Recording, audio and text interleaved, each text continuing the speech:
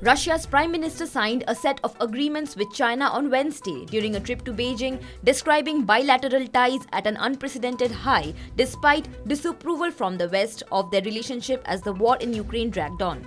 Prime Minister Mikhail Mishustin, the highest-ranking Russian official to visit Beijing since Moscow sent thousands of its troops to Ukraine in February of last year, held talks with Chinese Premier Li Qiang and was due to meet with President Xi Jinping. With the war in Ukraine in its second year and Russia increasingly feeling the weight of Western countries, Moscow is leaning on Beijing for support far more than China on Russia, feeding on Chinese demand for oil and gas. A senior health advisor has said that China will probably witness a peak in a new COVID-19 wave towards the end of June, as it may mark around 65 million infections in a week.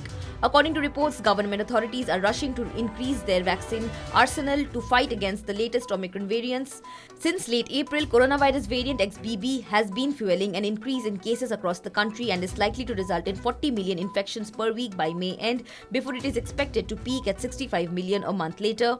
The reports cited a presentation given by respiratory disease specialist Zhong Nanshan during a biotech conference held in the southern city of Guangzhou. EU Foreign Policy Chief Josep Borrell said that the training of Ukrainian pilots to fly F-16 jets has begun in Poland. The move comes after US President Joe Biden last week gave the go-ahead for Ukrainian pilots to be trained on the American-made jets that Ukraine says it needs to fight off Russia's invasion. At a meeting of EU defense ministers in Brussels, Borrell said, and I quote, "I am happy that finally the training of the pilots for the F-16 has started in several countries. It will take time, but the sooner the better." Dutch Defense Minister Katsa Ollongren said at a meeting that a coalition of Kyiv's Western European backers was looking to start training Ukrainian pilots on F-16 fighter jets as soon as possible.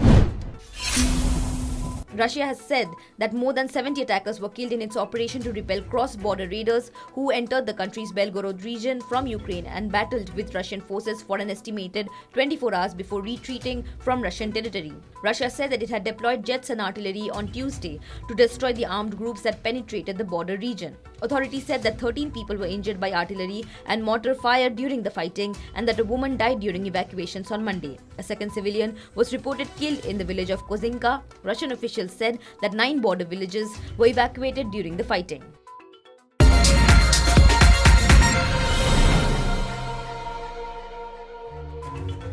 Subscribe to Oneindia channel and never miss an update.